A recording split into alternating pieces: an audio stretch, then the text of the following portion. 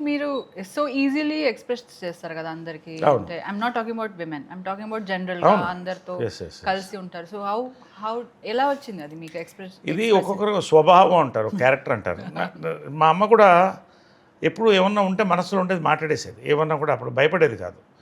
నాకు చిన్నప్పటి నుంచి కూడా కృష్ణ గారితో కూడా అంతే. కృష్ణ గారు కూడా అంతే. ఆయన ఎప్పుడు కూడా మనసులో ఉన్నది దాచుకోడు. ఏమైనా ఉంటే చెప్పేస్తాడు. సో నాకు కూడా ఏంటంటే నేను చెప్పేది నాకు కరెక్ట్ అనిపించినప్పుడు చెప్పేస్తాను. నాకేం భయపడదు దానికి. అవతల వాళ్ళు ఏమన్నా బట్ ఒకటి హర్ట్ చేయకుండా మనం ఏ విషయం అన్నా చెప్పగలుగుతాం.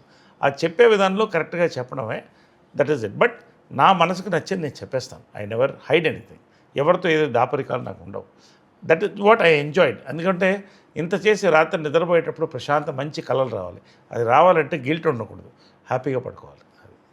ఓకే.